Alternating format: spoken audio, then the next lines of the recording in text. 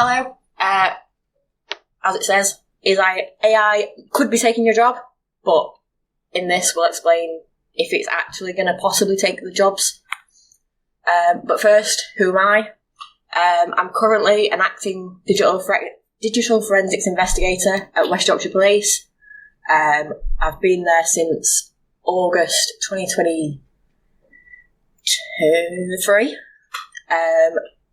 Going through the ranks of digital forensic technician as well, with a different history there as well. But outside of work, I dance and I go swimming. And for anyone that went to my talk in Newcastle, also still trying to learn Italian.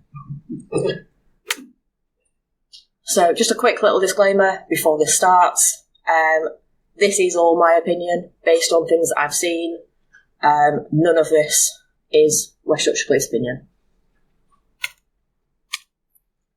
Also, this is going to move through quite a few different aspects of my job fairly rapidly to fit it in the time slot. So if anyone has got questions, please feel free to put your hands up throughout and I'll answer them there and then, because it'll help me try and remember what I'm on about. But also, don't be scared to open your bottles of water. It is very warm in here. Please keep drinking. So, let's get started. First of all, we've all seen these headlines saying AI is taking our jobs. AI is going to replace humans. Nobody's going to need us. Kind of, are we really going to be replaced by a robot?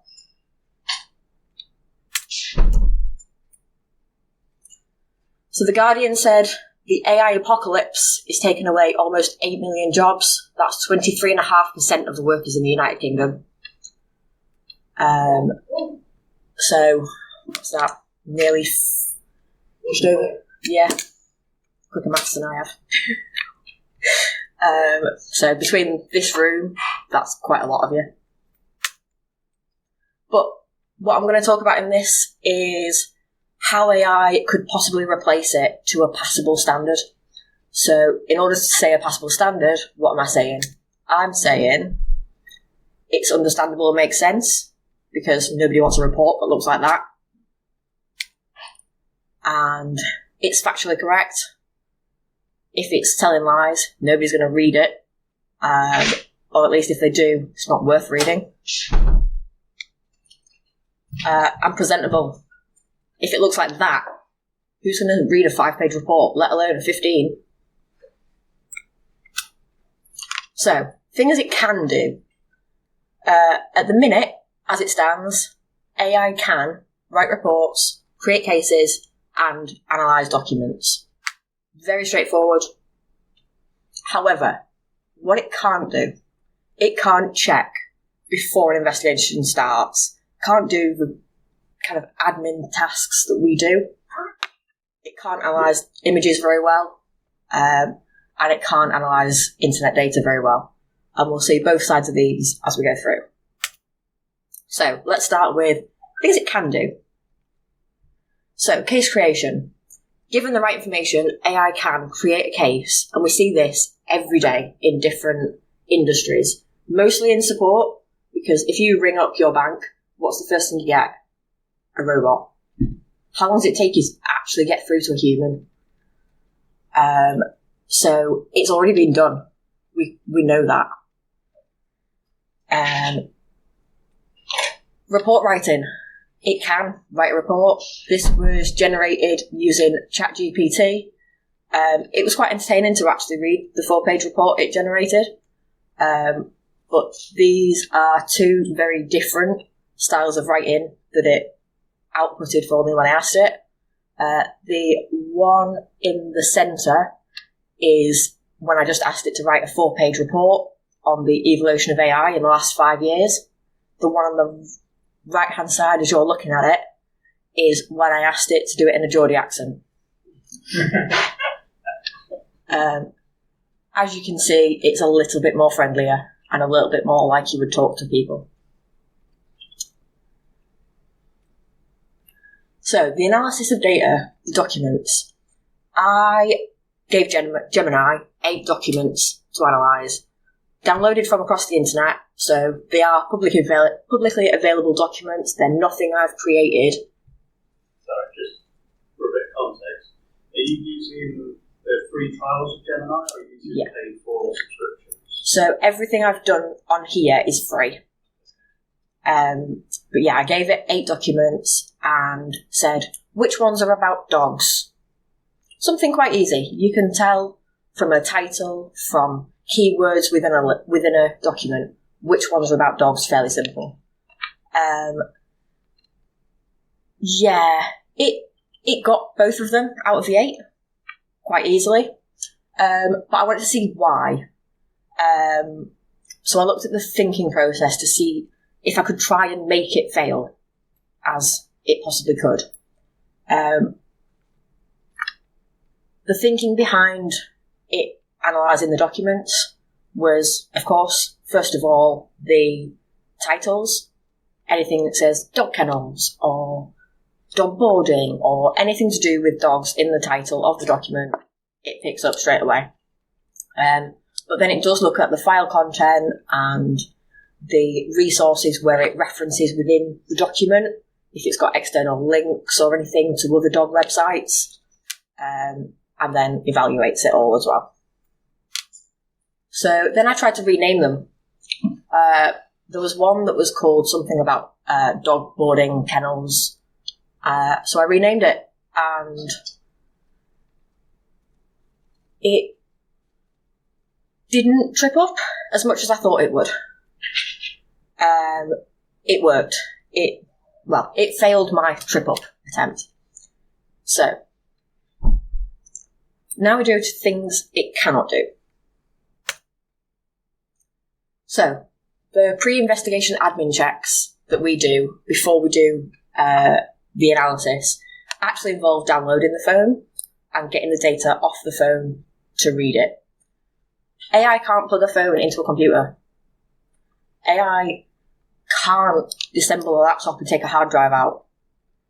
There's quite a lot of things it can't do, including when the software goes wrong and you see an error message that just says no. Or I like the image at the bottom on the left where it says no and okay. It's about the options we get. So we move on to images. On everyday people's phones, you will have hundreds of thousands of images, whether you realise it or not. You watch TikTok videos, it'll cache them. You scroll a website, it's got photos and adverts down the side, it'll cache them. Every single image that you ever view on your phone, even if you don't actually acknowledge its presence, the phone will see. So it caches everything. So categorising these can be a pain. But can AI do it? The passable standard is where AI fails on this one. It can categorise images. However, as you can see in that example there, I gave it some photos and said, which ones are of the sky? I didn't even rename the images. I gave it names that were very, very, very easy to categorise into sky and not.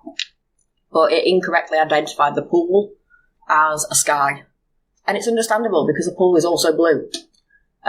However, for reliability, you can't have inconsistencies like that. If we were to put it on trial, it would just fall apart instantly. And once it's even categorised them, it just gives you a list. So not being able to do anything with the actual files, it kind of makes it pointless. You may as well manually move them. So, internet. This time I used both ChatGPT and Gemini to analyse a list of 25 websites. Again, asking about dogs. Very nice research websites to find. But 10 of them were about dogs, 15 were just random find me a websites. How many do we think ChatGPT got right? How many did Google Gemini get right? Are they the same? Oh, that didn't work. So in the light orange is what ChatGPT got. The dark orange, in addition to the light orange ones, is what Gemini got. And the one yellow one is the one that neither of them got. That one yellow one is a dogs boarding company who basically take on your dogs whilst you go on holiday. So it is a bit of a rogue one, given the name, but there's plenty of references to dogs on the website if it had actually used its powers. So report writing. It can also write reports, we know this. But if we ask it to use the image categorization results that it had previously generated and the web analysis, can it combine them? Nope. Did it output a report and make it to a passable standard? No. So, future prospects of AI. AI hasn't taken my job yet. I'm currently still employed. Do I think AI will take my job in the next 5, 10, 50 years? Possibly. The data that I've got in this presentation was done in May this year. By the time I'm giving this talk in June, it's already been updated and some of this data is wrong. Because of the fast progression we're on with AI at the minute, if this continues, 50 years, who knows where we're going to be. But I don't think it's going to take all of it. There's definitely parts of it. Can we put AI on the stand and ask it why it did it wrong? It's not going to go down well with the jury. But yeah, 5, 10, 50 years. Is anyone going to trust it in a criminal prosecution case to have done the job right? If your life depends on AI doing its job, are you going to trust it? Yeah. Questions?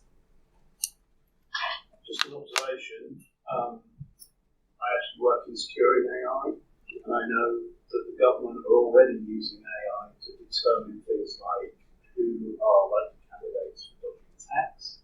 Yeah. They're using it for image analysis in satellite images to look for defence and security buildings and operational targets. The reality is that government already trusts AI. They've released in the last month official guidance encouraging teachers who are considered to be overworked and underpaid to use AI to create teaching resources. Whether we trust AI or not, I think is immaterial because our government really does. It's going to affect our lives. It is. It's going to affect everybody. Whether the fact that the government trusts it, it means it's already been accepted into our society as an acceptable form of, you can use this to do your job, but it's the whether we should. We as individuals still need to have the moral kind of thoughts of, should I be using this? Is this the right way to be doing it, or can I do it better? I think it also depends on what you're uploading to the cloud. Yes. As Samsung developer, decided you can put all the source code in. Yeah. AI is very, very susceptible to hacks, obviously, as we've seen. But then you also get, colleagues and staff trying to save the company money, thinking they're doing the right thing by, translating a document from English to a different language, upload it, get it all done like that, but don't realise it's commercially sensitive, it's intellectual property or whatever. And suddenly it's publicly available. We've had to, and that's why I think a lot of the AI stuff may, certainly in some instances, become more integral into, on-prem rather than using cloud providers who are spending billions or billions of pounds. Yeah, I mean, I know there is some companies now who have paid for ChatGPT to have their own hosting. Yeah, like a private cloud or yeah. private AI. essentially, Makes sense. which kind of saves themselves the risks associated with uploading sensitive data to the public cloud, but also that risk is still in-house. I mean, it isn't, it's still potentially vulnerable depending on, it's out of your hands. It's not necessarily under your direct control. Yeah. But that's the trade of it. Yeah, exactly. Isn't maybe the question? Isn't Lawrence Stokes with AI better than Lawrence Stokes without? So at the minute, given its current... On this evidence, also. Yeah. You're on it. So yeah, given the current state, no. A lot of this stuff that I've done for this presentation took me a lot longer than I could have done it myself manually. Those 8 images, the thinking process behind it, I think I timed it and it was something like 3 minutes and 14 seconds. To categorise 8 images, you go 1, 2, 3, 4, 5, 6, 7, 8. Was that 10 seconds? But DNA evidence is used all the time. Yeah. And I saw a news item this morning saying they're going to test every baby, test their DNA so they can check to see what things might be issues. But the thing is, the first DNA sequence took decades to do, and now they can do it every baby. So we are, this is the baby steps. Yeah, this is definitely... Play around it. It's a solution looking for something to do. Yeah, this is definitely kind of the infancy of it. And, I mean, DNA has now been around for quite a few years. So if we look at how long that's been around and how far that's come, we then have to apply it to AI to see, right, so we're now at stage 1. How long did it take DNA to get there? How long is it going to take AI to get there? No.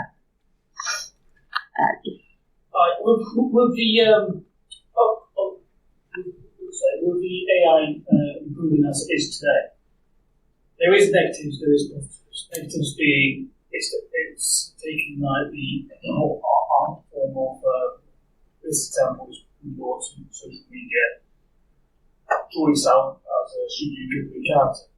Yeah. It's taking someone's passion, talent, years of training out of the hand with an image that takes literally seconds to be developed.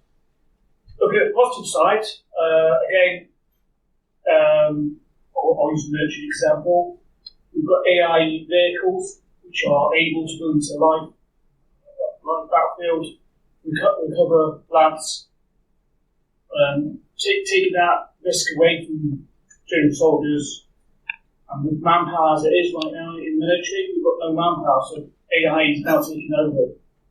Yeah, well, there is always a place for AI to be in society. It's just finding the right place and at the right levels. It shouldn't replace humans. Human perfectionism that is at varying levels built into us all kind of is the finishing touches to everything we do. Nobody's going to go, right, yeah, that's done. And it look like the report where it was all words together. Because we're humans, we need it to be readable. So there is a place for it. It's just finding those places for it to be. What sort of policy strategies do you use to get the best of it? Do you think if you change those, you would have got better results? So I did try a couple of different outcomes, a couple of different prompts for it to give me the outcomes for. These are the best outcomes I got. There was a couple where it completely just went, nah. I tried it with ChatGPT. There was a little sentence on the bottom there, but tried one of them with ChatGPT and it went, I can't do that. But that kind of proves my point a little bit, which was kind of nice to see, having been accepted to talk, to see that it was proving my point. It did the job for me, but yeah. At the moment, I'm trying to use a bit of AI, just for basic stuff like the website, and I found it extremely handy. And something simple, a lot of us would probably do is like, hey, find me software versions like this, like that. The famous example is it couldn't do it, it gave you all the software versions, and that was one. The other thing I found that it's doing, and I'm using Copilot to talk to this one, but it was like I never did this. So I wanted Mark to make up commands to try and answer me like, hey, here's an answer, just go away, leave here, right? Yeah. That took me there, but as soon as it does become accurate and full for answers, it's probably still less likely to take jobs. You've got to convince the people that do the hiring and firing that how bad it actually is. Yeah. That was a problem someone told me about, was that their executives were using it to pass sensitive information and replace their recruitment team.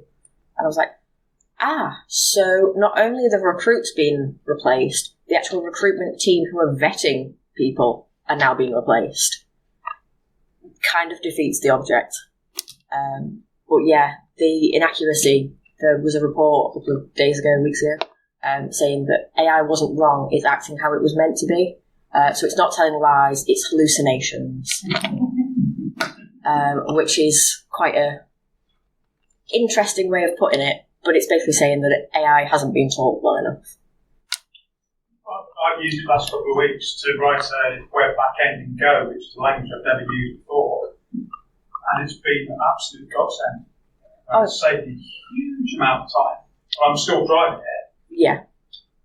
I want to understand what it does. So it's a tool. I'm a better developer with it than without it. That's an instance of where it's an assistance tool. It's not a replacement. Absolutely. It's a assistance.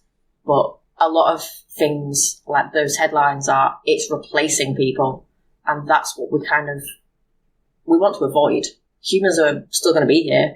We just don't want AI to do things for us. Yeah, as I say, it'll be the person who doesn't use AI will get replaced by the person who does use it. Yeah. A conversation with my young son, who's against AI, but works kind of vaguely technically. It's like, no, you do have to embrace it. Yeah. Get it to help you. Yeah. Do you think AI is going to just end up becoming like the next search engine rather than taking your jobs up? I think it possibly already has. Yeah. There's a lot of things where even if you use Google, there's a AI summary at the top before you even get to the search results. And the instinctual thing to do is to use that AI summary. It's got links to other pages in it, but it's summarising an entire web page into a sentence. So it's picking the information it wants to answer your question. So it kind of already has.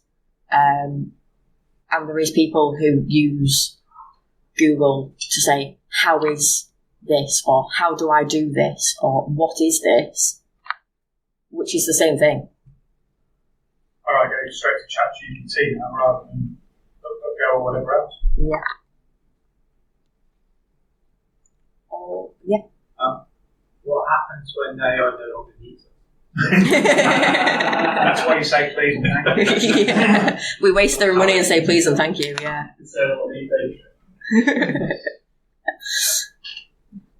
See the Terminator documentary. Oh, God, Skylight's here. All good. Any more? All good. So we're at the end.